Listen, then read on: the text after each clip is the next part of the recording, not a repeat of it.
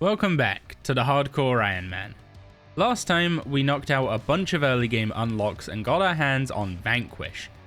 So naturally, the first thing we're going to be working towards is replacing Vanquish with its older brother, the Sun Spear. To do this, we need to complete the entire vampire questline, up to and including River of Blood. With some steep requirements such as 80 Herblore, 78 Slayer, 76 Hunter, and 79 Construction, we've got a few grinds to work through. We're going to be kicking this off with the Slayer requirement, and for that, we're going to be utilizing the new best early game Slayer master, the Raptor. The Raptor has a small task list that specializes in the undead, with some other gems sprinkled in. These undead tasks are incredibly flexible, such as skeletons which can either be completed very quickly in the Lumbridge Catacombs, or give a solid chunk of XP by doing bound skeletons just north of the fort.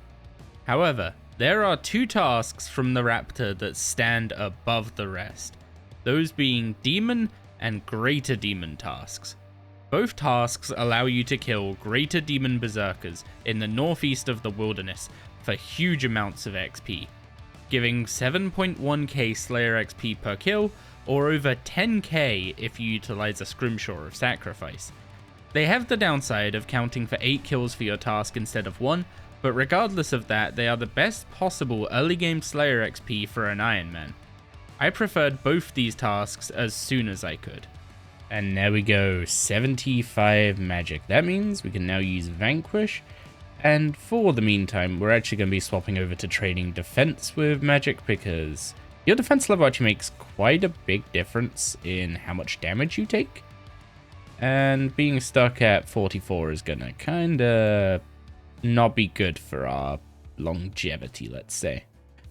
Now that we had Vanquish, I wanted to start farming out some dungeoneering tokens. There's a ton of stuff in the dungeoneering shop that is super useful when doing Slayer, such as the Bone Crusher and Charming Imp, and the best way to do that is in Elite Dungeons 4.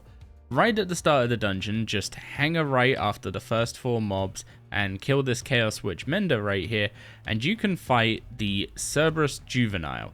This is a mob that you really don't want to get in melee range of. It will shred you. However, you can safe spot it in the door.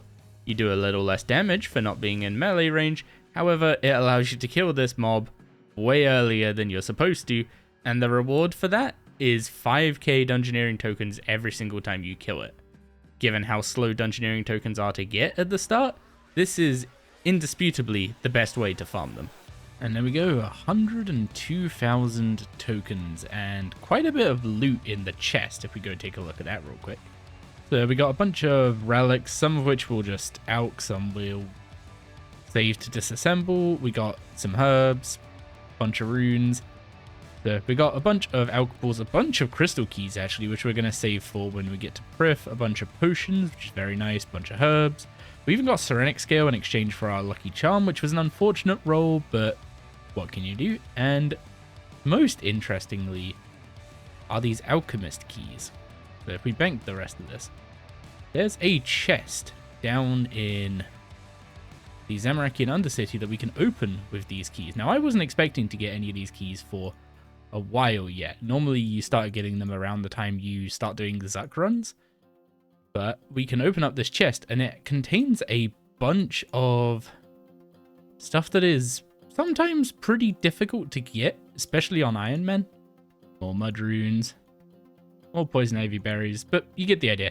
You get a lot of herblore supplies from there, so those keys are going to be very nice. A lot of the items in that chest are pretty annoying to get on an iron via other methods, so that'll definitely be a highlight of stuff. Like once we start farming wave 4 of the Zuck encounter, we'll get a bunch of those keys alongside a bunch of other like basic loot, and the keys will just give us so many herblore supplies. It'll be very useful for training herblore a bit later on.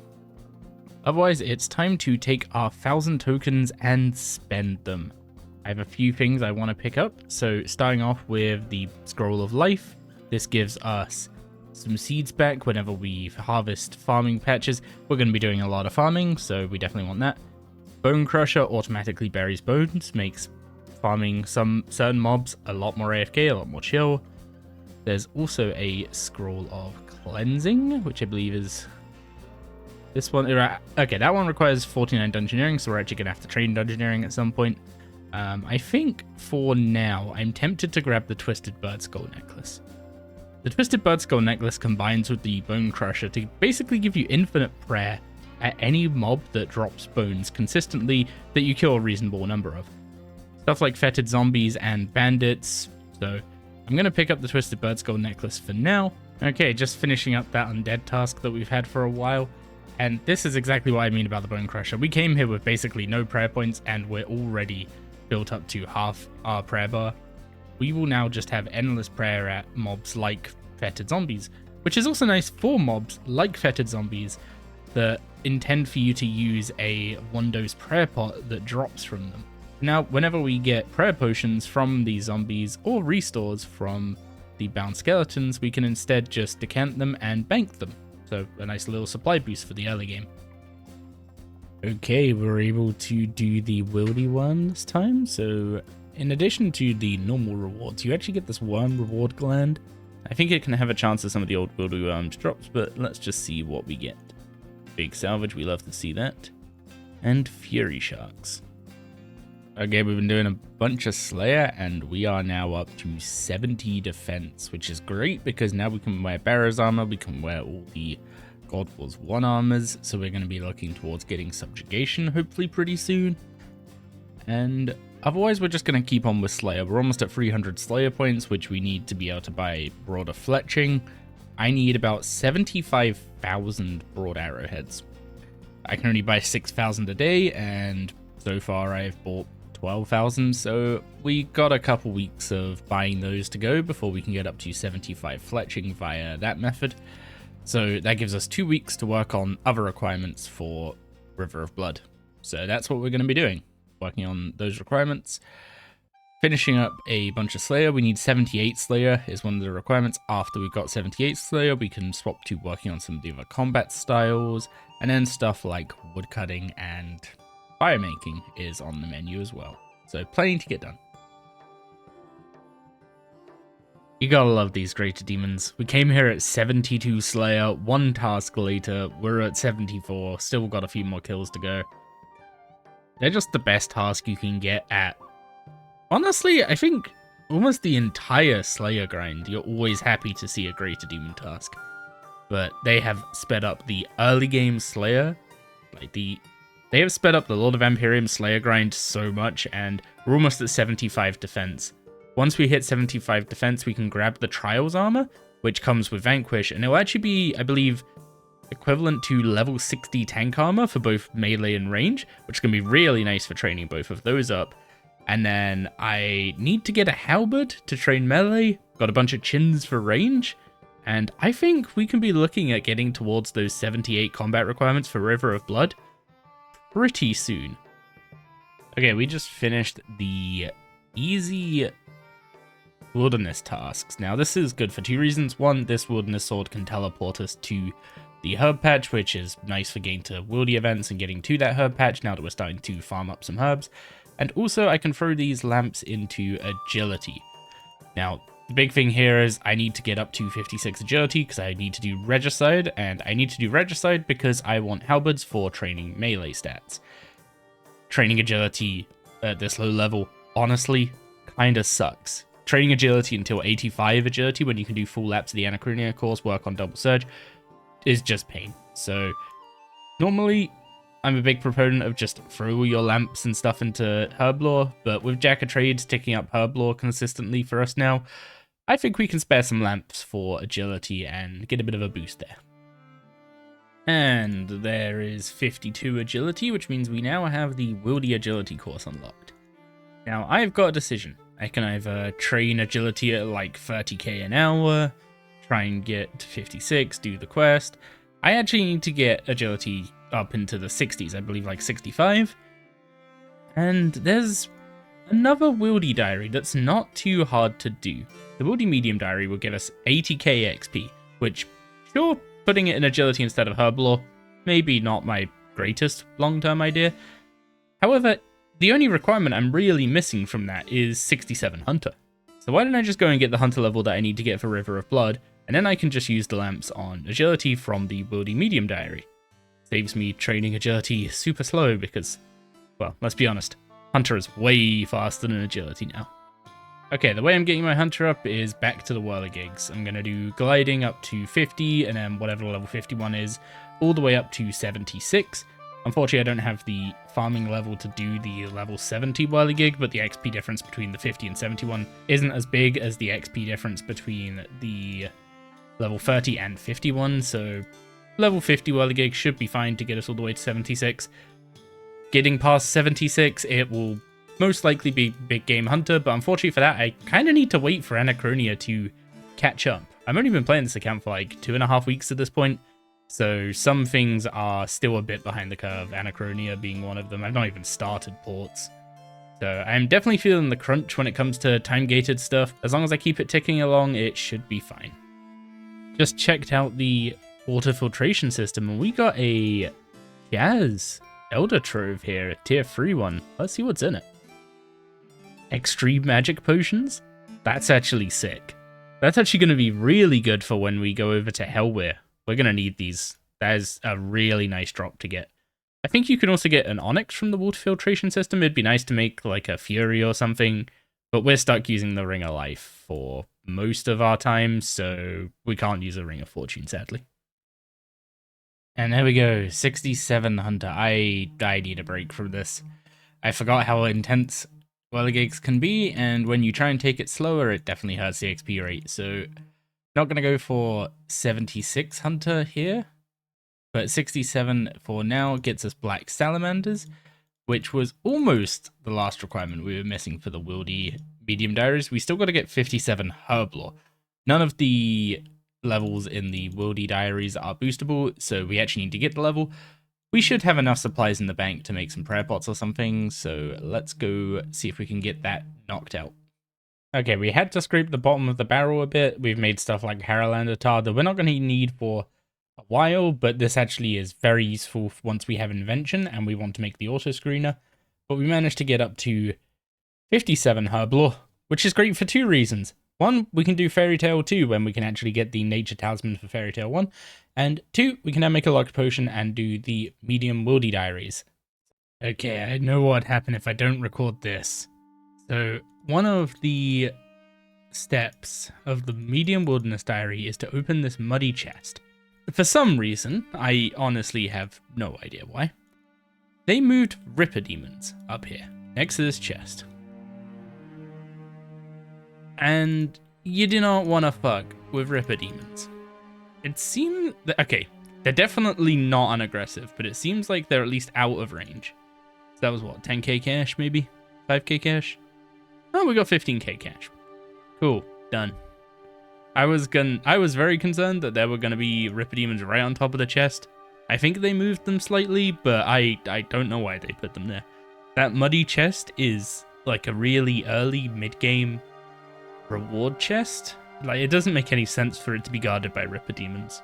Another unfortunate part of this diary is that we actually need to go into the wilderness with PvP enabled.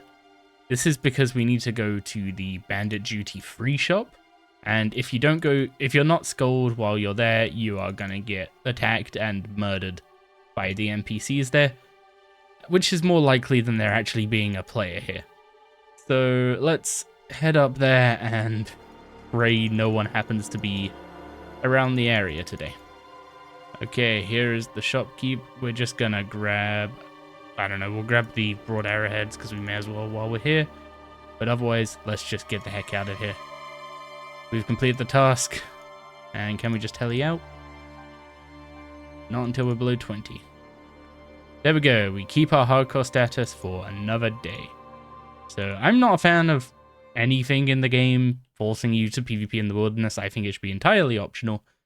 However, for a wilderness task set, it does kind of make sense to educate the player about being able to PvP in the wilderness, but that is hopefully the last time I ever need to turn PvP back on, because I'm hoping by the time I get around to making a rune pouch, they might have done something about needing a demonic skull to runecraft, leaving runecrafting as the only PvP activity in this game.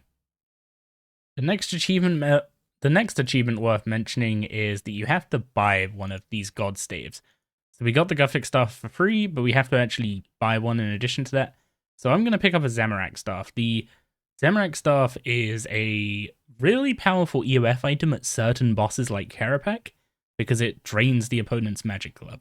So for our use case, draining Karapak's magic level and making him hit us less hard, that sounds pretty dang useful to me. They put Acheron Mammoths outside the Wildy agility course. This is like still the best place to go and train at 52 agility. Why is everything here just like really weirdly mismatched? Like you've got Ripper Demons protecting a low level chest and an Acheron Mammoths surrounding the medium level agility course. Okay, unfortunately it turns out one of the other achievements is going to require us to be skilled. It's in the same place as the store that I had to go and open earlier, but you actually need to make an anchovy pizza from scratch there. I kind of wish I'd read that ahead of time and just done that in the same run as the previous one. But again, we will just hope that no one happens to be around the Wildy at this time. I hope neither of the elite or hard diaries require us to be skulled, because I want to spend as little time with PvP enabled as possible, since there's a lot of one-shotty items in RS3 now. Stuff like the Death Guard spec is just able to wipe you out pretty instantly, so it's not really a fun situation to be in. Okay, so we cooked the pizza, we had the anchovies.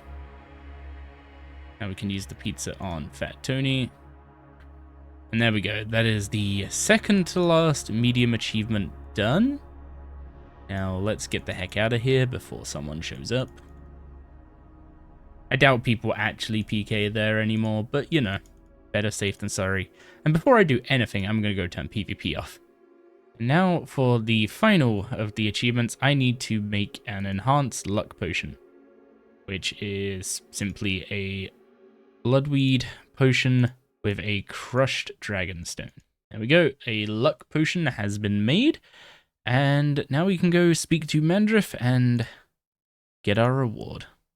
We get the Wildy Sword too, and most importantly, we get 80k agility XP, which should put us up to 57 agility, high enough to do Regicide, and I mean, I still gotta train some agility for the vampire quests, but now I need to do less of it. Yes, I did all this to avoid agility training. But on the bright side, the Wildy Sword 2 gives us an additional teleport location, allows us to teleport to the front-free dungeon, and it also gives us 5% XP boost when we're using the Wildy Agility course, which I think is actually the best course I can use right now. I'm definitely not using it with a skull though, so yeah, the 5% will come in handy, I guess. And this is the best step of Regicide, right at the start of the quest. Activate the Taranwen Lodestone. I'm so glad you don't need to finish Regicide to activate that Lodestone. And there is Regicide complete, 15k cash, 13,000 agility XP, and the ability to use halberds. Also, we got a random medium casket from a penguin that we spotted, and we get 2 fortunate components from that. That is beautiful. There we go, 1 adamant halberd, 1 rune halberd, and 1 dragon halberd. The Addy and rune ones are actually surprisingly cheap. This is probably not a bad place to disassemble stuff, assuming they actually disassemble into good components. But dang, that dragon one was a tad expensive. However, it does have a really good special attack, so this is something we're probably going to keep hold of and maybe even shove in an EOF at some point. And now it's time to get on with our Reaper task. We've had a DK task since yesterday, and I need to get this cleared so I can take another task. I'm just gonna do this by starting a fastest instance of the DKs and sprinting to the corner so that we can safe spot Rex. Anytime I pull one of the other 2, I'm just gonna teleport out immediately. Pretty useful level for us. 75 defense is the requirement for Lord of Vampirium, but it also means that all those hybrid armors that scale now go to level 75, which means they act as level 60 armor for all the styles. So now when we're training our melees and our range stats, we have tier 60 tank armor. Not as good as lunar armor is for magic, but at least we have some reasonable armor for ranged and melee. No way. We just got a Zerka ring on our 12th Rex. What the heck is that luck? That is so good, but it's such a shame I can't use it because I'm going to be camping Ring of Life. I guess it's nice if we ever lose hardcore status and go for a Reaver's ring. Okay, I'm going to try out bandits again. This is something I did during the group iron and I found it pretty good. I am not been impressed with the ghouls so far, and like they don't drop any loot except a little bit of congealed blood, which isn't the most useful. And to be honest, they didn't feel like particularly much better XP than bandits. They're similar level, roughly similar health. I think bandits have a little less. However, bandits respawn so quickly here, and the auto aggro because of us wearing a Zamorak item should be pretty good going for getting some herbs as well as some relatively decent XP. Okay, I gotta say, even ignoring the herbs, this is way better than ghouls. The XP is quicker, I'm using less food. It's just overall way better than ghouls for training early. Even using the salve amulet ghouls and using prayer pots, accuracy was still like just above 50%. Here we're up at like 60% plus. Once we move over to Rune and Dragon Halberd, they'll be getting probably pretty close to 100%. But then again, by that point, we'll be looking at moving to the Abyss to just really take advantage of the big AoE that we get from the Dragon Halberd. And there we go, there's 60 attack, although I'm gonna quickly teleport out because I have no more food. So now we can chuck on the Dragon Halberd, which is gonna be our best weapon for training melee, probably until 75 when we can throw on Vanquish. I'm not going to try and get a Crystal Halberd at 70. That requires Plague's End on an Iron Man. Before we can go into the Abyss, we first need to do Enter the Abyss, which I thought needed Rune Mysteries, but I guess it doesn't anymore. Yeah, that's literally all you need to do to get into the Abyss. One of the best training methods in the game. So despite me not having a huge amount of interest in using Necromancy early on, one thing I'm not about to do is waste all the ashes we would get training in the Abyss. So I am doing all of the like little early game stuff that Necromancy requires you to do in order to complete the easy achievements. These achievements are basically a tick list for getting Necromancy off the ground, craft some runes, get your prayers, summon a skeleton, kill some stuff, do a few rituals, make some ink, you know, basically a tutorial to Necromancy. But the book allows you to infinitely bank ashes. And since we're going to be killing a ton of abyssal creatures that drop ashes instead of bones, it would be very, very dumb not to get that ahead of time. And we have done all the easy tasks. Now we get the Tome of which actually gives you some damage bonuses in your pocket slot. So maybe I should have considered completing this earlier. You also get an Antique Lamp for 2k XP. We'll just throw that in Herblore. And this gives us a few perks. Ashes go to the bank, we can have bones and big bones go straight to the focus storage here, and we don't need to do anything to enable the ash banking. So now we're all ready for training in the Abyss. So the plan here is pick up all the talismans that we don't yet have in our Wicked Hood, any spare space we can use for Noted Pure Essence, and then the rest, Abyssal Charms. We'll need them for getting some Abyssal Familiars later on. Not super important for now, but nice enough later on. One thing that would be really nice for training here is the Vampirism Aura. While the XP per hour here is better, I am chewing through food.